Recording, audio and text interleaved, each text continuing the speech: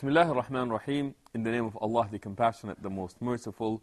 Our viewers out there, Assalamu alaikum wa rahmatullahi wa barakatuhu.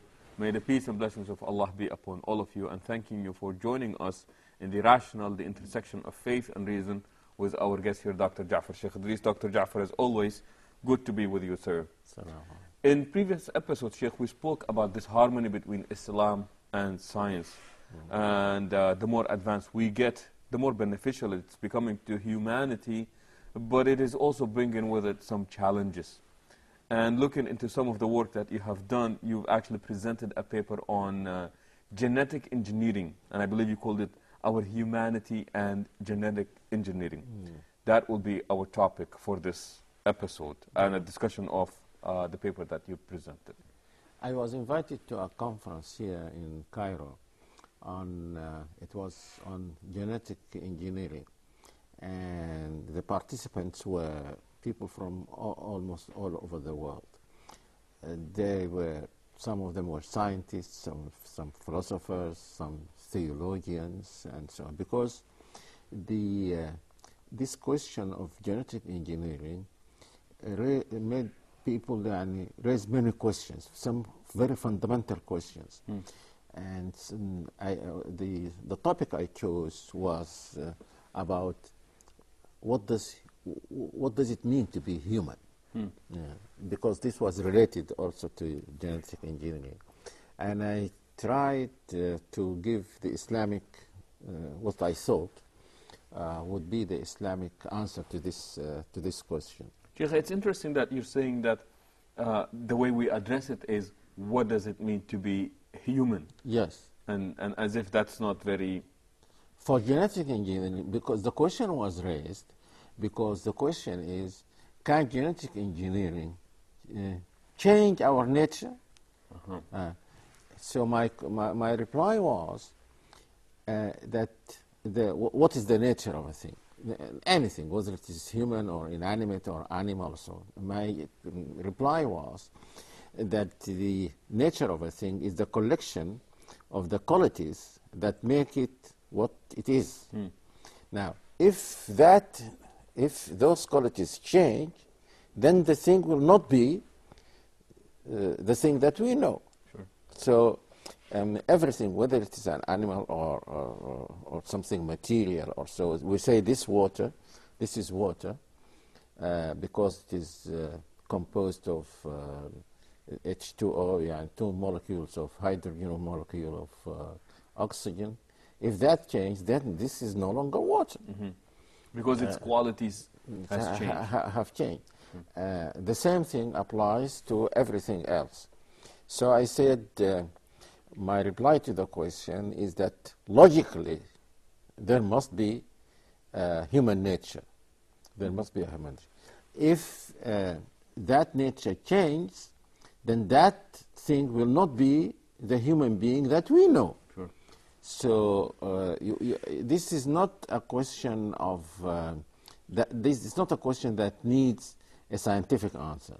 This is a question that can be answered just logically. This was my. So I said that the real question would be, what is that nature? Not whether we have nature or not.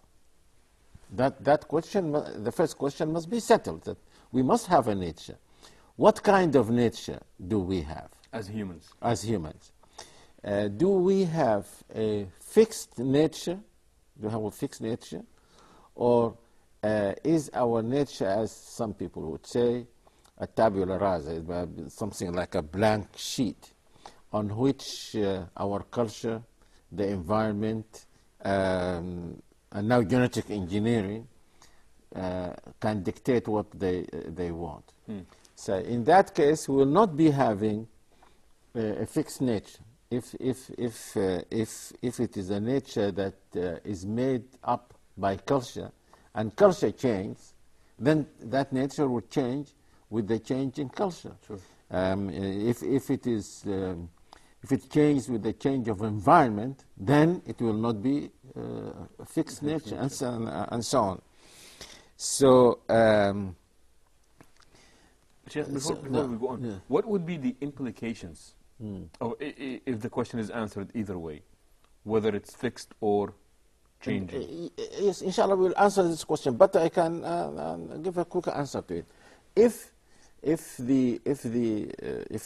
we don't have any fixed nature, then genetic engineering can do what it wants, and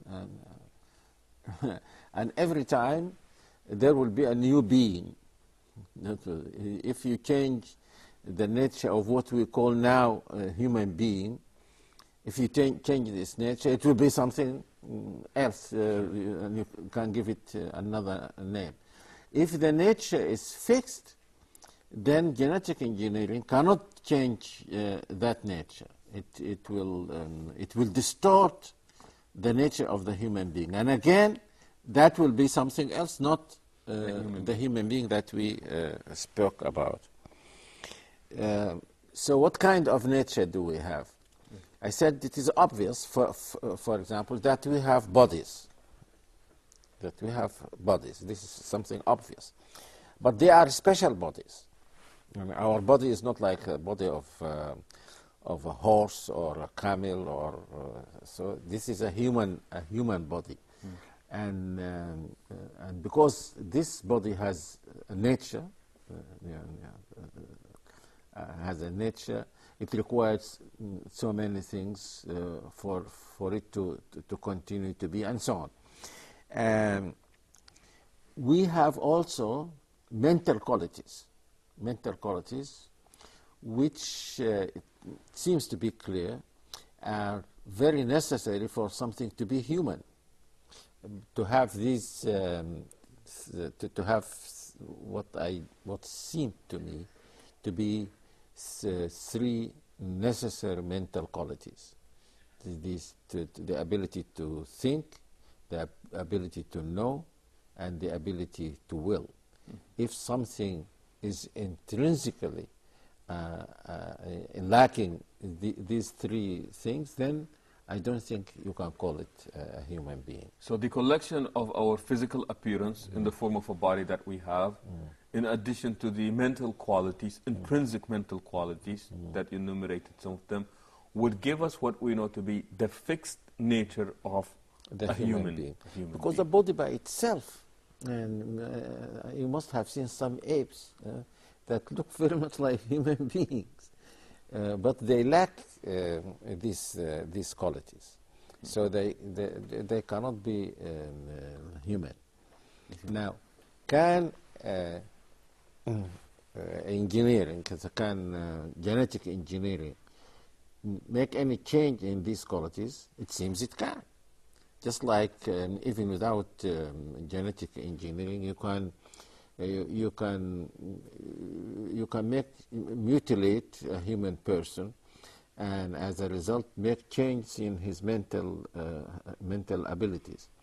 So that will not be the usual human being that we know. But because we know that this person used to have these qualities, this is not like what we call intrinsically unable to think or to know or to will. These other qualities. So if this a new being is intrinsically unable to have these, then we'll not say that this is a human being.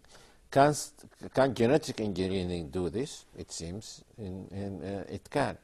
But the person or the being that it comes up with as a result of that interference will not be the human being. Will that change all human beings, all humanity? No.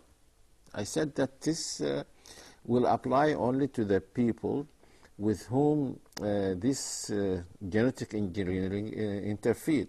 We don't know whether they will continue to reproduce as other human beings did, whether their offspring will be like them.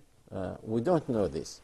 But fortunately, other human beings will be there, and they will continue to reproduce as usual. And continue to produce the humanity as we know it. So I said that, so I'm not very much worried about I don't want this to happen even to one human being.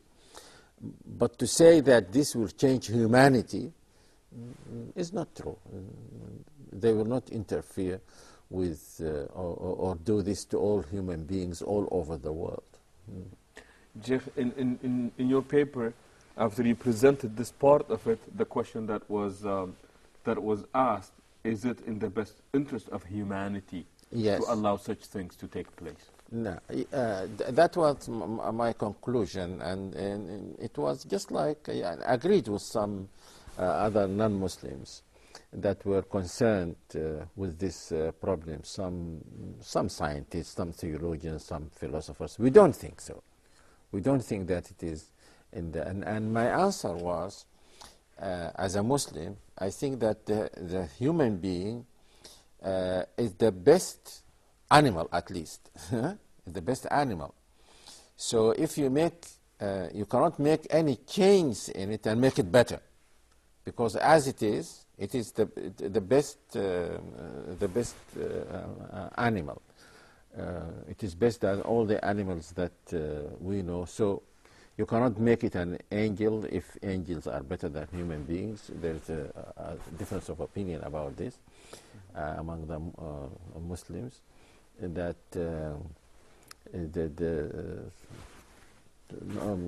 it is not very clear that angels are better than human beings, because some human beings are better than angels, like the prophets of God are better than some human beings, and some angels are better than some human beings. So we are not, I don't think that the human being they create or bring about will be something better than the human being that we That know. already is out there. Sheikh, you also mentioned that within Islam there are added qualities to how peculiar or how special a human being is, in addition to the ability to think, to know, and to will, and that physical appearance as well. Yes, in fact, I said in the paper that there is something common between human beings and other creation. Many people are not aware of this. And according to the Quran, all created things have three qualities. Including the All humans. created things, whether they are animals or inanimate things or human beings, angels or so. There are four things in common to them. Sheikh, before we go on to these four things, we have to take a short break, and we will be back inshallah, so please do stay tuned. Assalamu alaikum wa rahmatullahi wa barakatuh, and thank you for joining us back again in The Rational, the intersection of faith and reason. Sheikh Jafar, before we took the break, you were about to enumerate certain things where all created things share. Yes. In their relationship to their creator. In the Quran, everything is a Muslim. Interesting. Yes. Not every human. No, everything. When you say a thing, وَلَهُ أَسْلَمَ مَنْ فِي السَّمَاوَاتِ وَالْأَرْضِ. and a Muslim here means? And the same meaning. It submits. It submits to its creator. So Islam, in fact, has there are three categories of Muslims. One is that all creation is Muslim. The second, that all those who accepted the messages of earlier prophets are Muslims. And with a special sense that we now use, all those who accepted the message of Prophet Muhammad are Muslims. So there are three, not four, three categories of Muslims. So all creation is Muslim. And that includes the animals, the plants, Everything. the mountains, Yes. everything. And everything glorifies God. سبح إلهي ما في السماوات وما في الأرض. To Allah sings the glorification, Glorification. whatever is on heaven, whatever is... And everything prostrates, makes sujood to Allah. Yes, kid. Sheikh, I'm sorry, when you say everything, Yeah. you are literally meaning the Yes, word yes. everything. Yes. but it makes its sujood in its own way, according to its own nature. All these different creations have different natures. So they make submission according to their nature, they glorify God according to their nature, they make prostration according to their nature, and they are obedient to God according qunut. Qunut means obedience. So human beings, as created things, have these four qualities with other human, with other beings, with other creation. With other creation, not with other necessarily creation. beings, no. Interesting. But humans have something special. In addition to these Yes, four they have things. something special. First, Adam, according to the Quran, as you know, was created in a special way. This is an honor to human beings, that God created the first human being, is said in the Quran, with my own hands. So it is not like the creation of other animals or even other beings. This is one thing. Then, Sheikh, when you say with his own hands, you're saying that the molding of a human being according to the Quran. we don't know the how of it. Right. Yeah, But yes. the reference was فَإِذَا سَوَّيْتُهُ, when I have molded him and shaped him and خلقت بيدي. خلقت بيدي, created with my own. With my own hands. خلقت بيدي, with my own hands. Then he made breathed into him a special thing called ruh. Ruh. Some people make the mistake of thinking that this ruh is part of God. It's left him and resided in the human being. And some very good Muslim thinkers think so, but this is wrong. And as a result, they say that there is a divine element in the human being. This is not true, because the ruh is one of God's creation. It is not part of the Creator. What is the nature of that ruh? We don't know, but we know some of its activities as human beings. So he was created.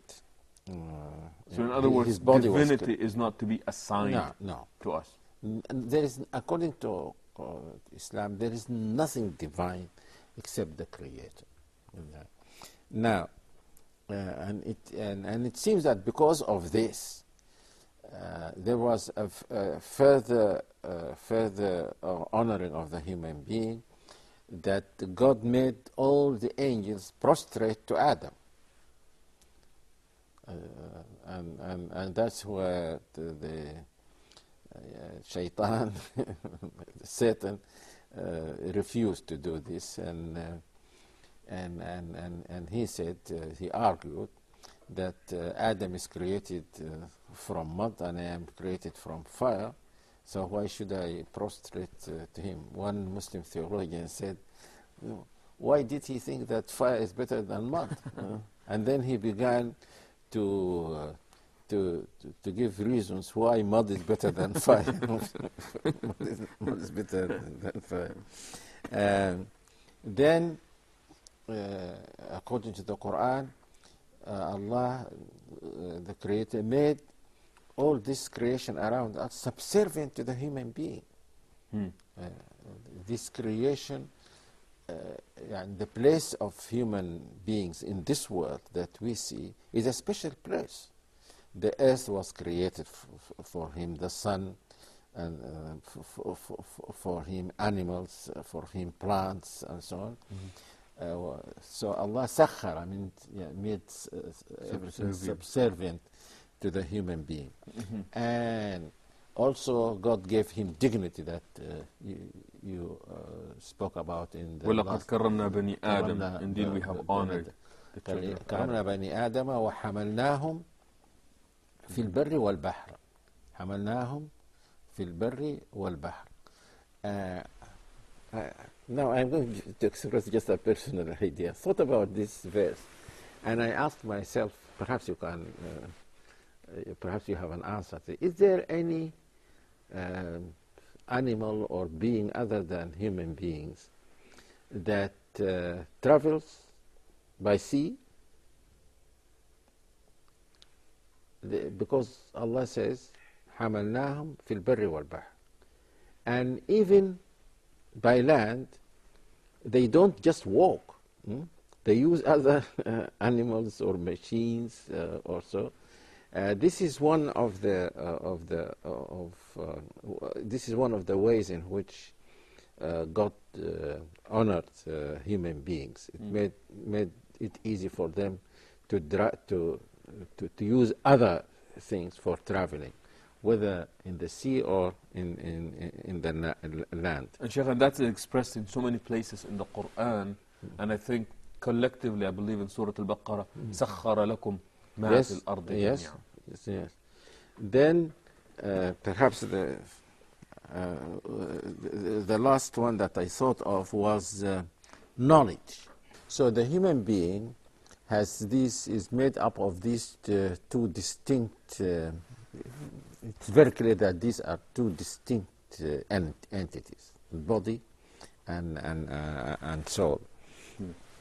The proof for this, for the fact that these are distinct, is that from the verses of the Quran, it's very clear that Adam was first made of this mud, and then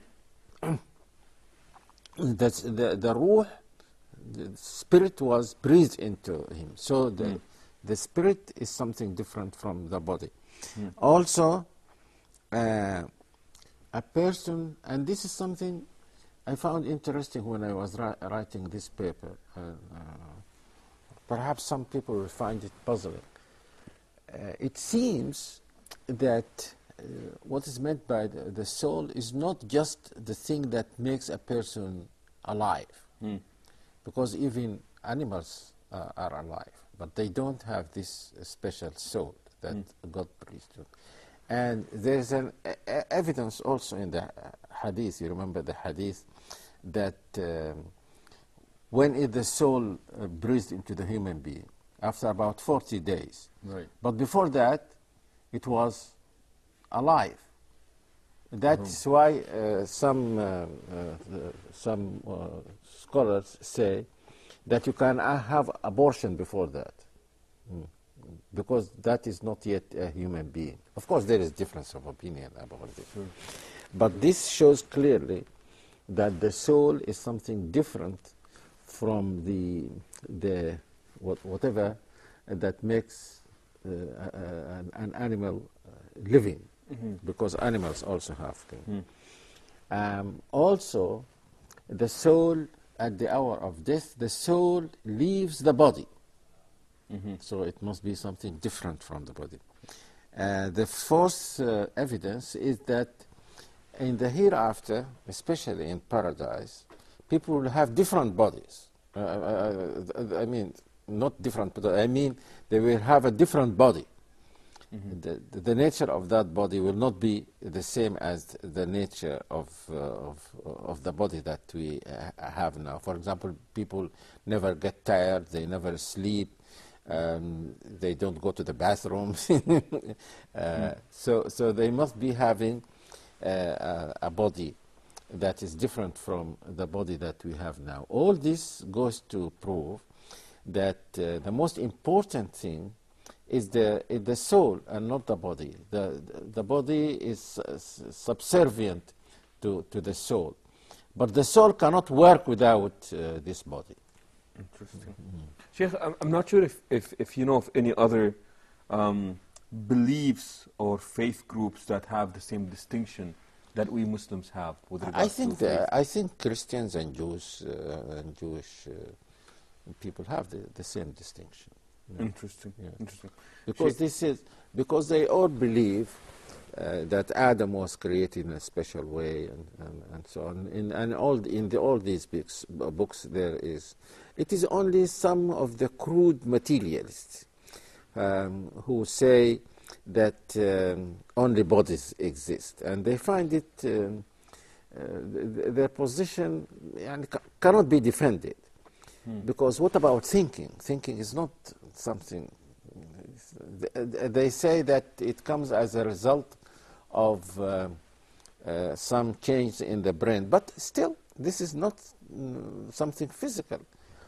Every person can know from his own experience that to will or to think, to love, or so on, is something different from having some bodily change.